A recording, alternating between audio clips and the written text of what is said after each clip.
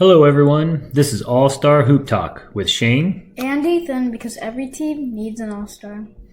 Sorry, guys, we couldn't record yesterday. We were just waiting for all the NBA games to wrap up. But today we've got the third round of the NBA playoffs set.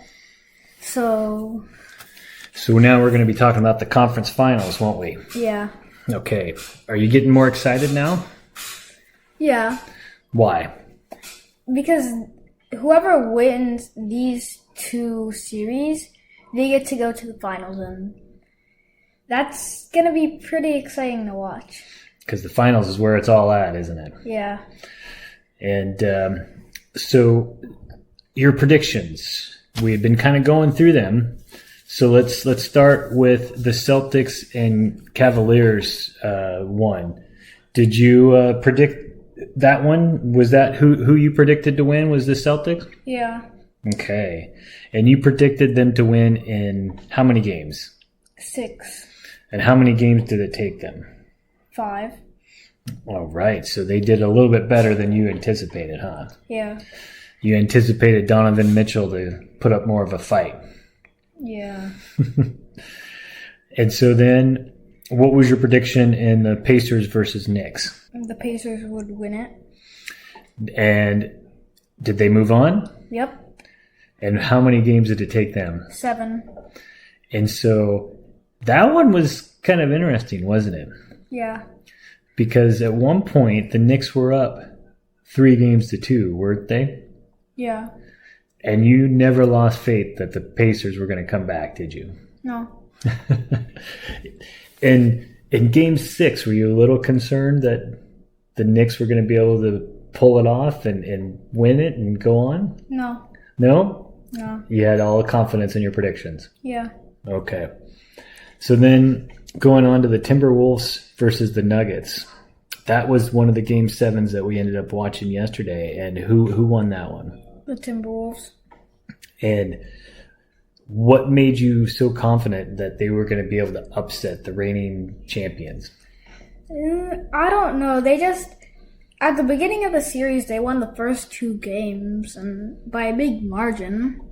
And so for Game 6, it was, to me, a little bit obvious that they were going to win at home, even though they had lost the last 2 games at home.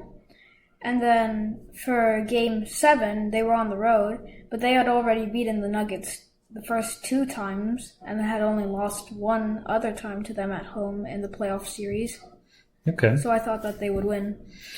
That was a good prediction, wasn't it? Yeah. And so in the last several years, have there been many teams that have gone back-to-back to the finals after they won the championship? Have they been able to successfully make it back to the finals again? Probably. When do you think the last time that happened? Maybe with the Warriors. Yeah. And they won their last one in what? 2022, if I remember correctly, wasn't it? Yeah. But they had a gap in there. So the one before that, I think it was the Lakers that won it in the bubble. Yeah. So that one doesn't count. But so the Warriors had done back-to-back, but I think it was maybe 5-6 years ago that had happened. So it's been a while since any team has won the championship, and then been able to go back to the finals again. It hasn't happened since, I only remember 2019 to 2023. So it hasn't happened 2019 to 2023. Okay. So, but that was a good prediction, to predict the Timberwolves to upset the Nuggets. I thought that was, not a very good prediction by you, because I was like, look these are the defending champs. They got Joker. They're just going to make another run for it. And then the way that Jamal Murray played against the Lakers and he finished them off, I was very suspect of your choices, but you proved me wrong, didn't you? Yeah. And you just knew something more about those Timberwolves than I did, didn't you?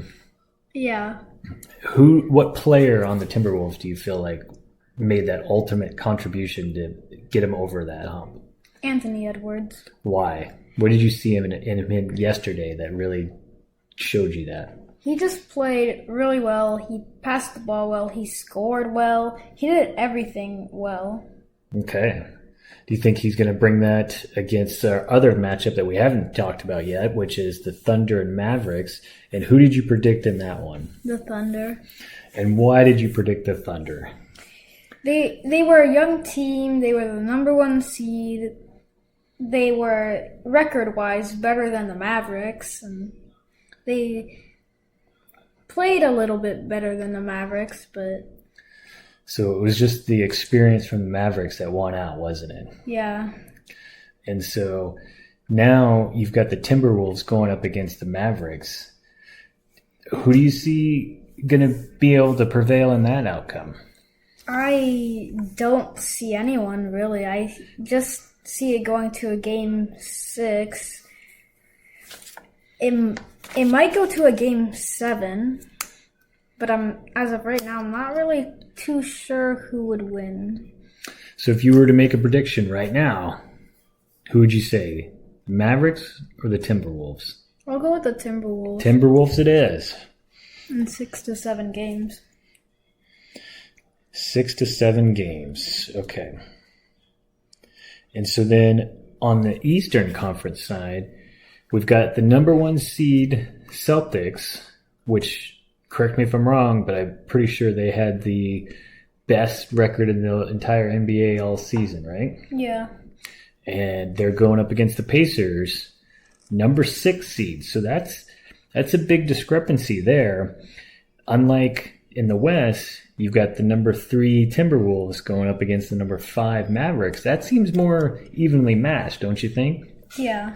And so you got the number 1 Celtics versus the number 6 Pacers in the East. Seems a little lopsided. Who do you think is ultimately going to win in that one? The Celtics in 5 to 6. Celtics in 5 to 6. And so with those predictions, like I said, the Mavericks have the 5 seed, the Timberwolves have the 3. So it seems to be maybe a little bit better evenly matched matchup versus the East, where it's going to have a 1 versus 6 setup. Who do you think is going to? What game are you looking forward to most in these next conference series to watching? The East or the West? The West. The West? Again, why do you favor the West so much?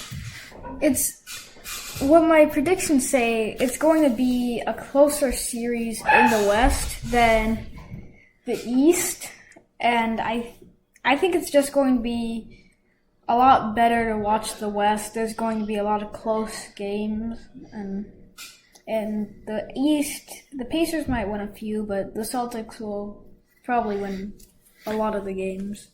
And so starting tomorrow is when the Eastern Conference finals start, and then on Wednesday is when the Western Conference finals start. And so then the finals will not start until June 6th. So we're getting close to the finals actually starting, aren't we? Yeah. That's when it gets fun. So, and after we get done with that, then, we're going to have the off season. We're going to have all kinds of trades, potential trades, free agents, everything like that, the draft. It's going to be a lot to talk about. So even though the season's going to be over, we're still going to have a lot to talk about, because what are we going to do in the off season? Give us the breakdown of what you plan to tell everybody as we go through till the season picks back up. We're going to talk about free agents. We're going to talk about each team and what their chances are for winning another. Well, if a team won the championship, what their chances are at winning another one, and just stuff like that. So we look at the analytics, let's say, of every team and their chances of making it to the finals and winning next year. Yeah. Okay. And so now that we've talked about all the fun stuff going on in the NBA, the WNBA had a couple of games today, and the first game was against Seattle and the New York Liberty. And what happened in that game, Ethan? What was the final score? The New York Liberty won 74-63. Okay, and then just before we started recording tonight, what game did we just finish watching? The Connecticut Suns versus the Indiana Fever. And that was kind of an exciting game right there at the end of the fourth quarter, wasn't it? Yeah. Kind of walk us through what happened there. Tell us kind of what made it exciting before you tell us the final score. Well, it was exciting, but there were a lot of timeouts. But other than that, it was just the Connecticut Suns would score, then the Fever would score, but then the Fever started fouling because they needed to, and the Suns won 88-84. And you think it came down to the free throws? They were making their free throws? Yeah, they scored the last 4 points just because of free throws. And so then the last couple of shots that the Fever had, they didn't go in either, so that didn't help, did it? No. Okay. And so that was kind of a good game. And so, like you said, though, there was timeouts, but there was also like some coaches' challenges and stuff like that. So that kind of made it a little bit lengthier and everything. But that's kind of the way some of these games end up being is at times, isn't it? Yeah. And so that is all of the games from the WNBA today, and they've got a couple more tomorrow. But kind of the bigger thing about the game that we were just talking about with the Indiana Fever, what is their record now? 0-4. And so that is, for those of you that aren't following the WNBA, who is the star player on the WNBA that should be why we should be concerned that they're 0-4? I guess Caitlin Clark. And there's been a lot of, talk that she's the next greatest thing because she set all of these college scoring records and everything. And, she's just not winning at the next level. Do you think that that's starting to get to her now? She's had 4 regular season games and still hasn't come away with a win. Do you think that's starting to get onto her, starting to affect her? Yeah. Do you think, she just needs more time in the league and she'll shake it off and prove to be the player that everybody is looking forward to seeing out of her? Maybe. Do you think that what she's doing for the league is bringing more people to watch that otherwise wouldn't be watching? Yeah. So we'll just kind of have to watch the season as it plays out, and hopefully, she gets the wins and starts getting into the win column. Because right now there's just 2 other teams that don't have wins besides the Indiana Fever, and that's the Las Vegas team and the Washington Mystics. That's Los Angeles. Oh, that's Los Angeles. Sorry. That's why you're here, to keep me straight with all this basketball knowledge, right? Yeah. I just talk and you know all the basketball stats, don't you? Yeah. So they need to, those 3 teams need to pick it up and get into the win column and get up there with the rest of their teammates and everything like that. But, there's still plenty of time in the season. It's, early on. They don't have to, be a perfect 4-0 like the New York Liberty. But, they can't be losing all their games if they expect to have a good winning season and everything. So now the games tomorrow and Wednesday, they're going to be the Eastern Conference will start on Tuesday, like we said. Then the West will be on Wednesday, and then they'll kind of keep alternating like that. So there'll be basketball every single day, at least until one team advances and gets that fourth win, right? Yeah. And so what do you think because you're saying the Celtics are going to win in 5 to 6 games. So what if they win in 5, but then the Timberwolves have to go to a game 6 or 7, so the Celtics are going to be sitting around waiting a little bit longer for the winner of the Mavericks versus Timberwolves? Do you think that's going to help them prepare for the finals, or do you think too much time off is going to hurt them? I think it will help them prepare for the finals. Okay. And likewise, what if the Timberwolves win in 4 games and the Celtics have to keep going on? Do you think the team that has that little bit of time off, whether it's to the East or the West, that downtime is going to affect them when they start to get to the playoffs or the finals, I mean? No. You think they'll still be in that mindset to go into the finals and win it all? Yeah. Okay. So we will have to see. And in these last 2 conference finals, we got versus the West and the East, who is your favorite star player that you're looking forward to the most to watch in each one of these conference finals? First from the West. Or let's go to the East. You really like the West, so let's go to the East. On the Celtics versus Pacers, which superstar do you like the most that you're looking forward to watching during that series?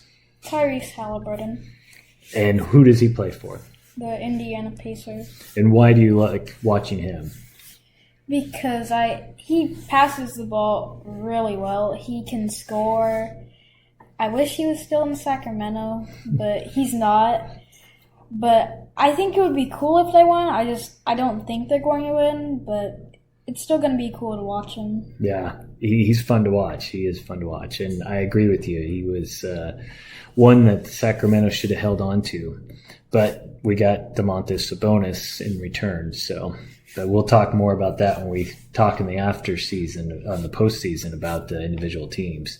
So now on the West, since that's your series that you really like, who is the favorite player you're looking most forward to watching in that? Anthony Edwards. And you already talked about him, but remind us, what team does he play for again? The Minnesota Timberwolves. Okay. And why do you want to watch him so much?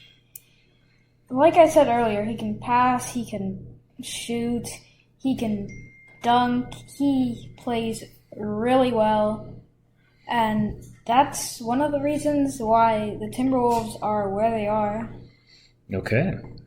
So we've got Anthony Edwards and Tyrese Halliburton as the favorites to kind of watch during these series, correct? Yeah. Okay.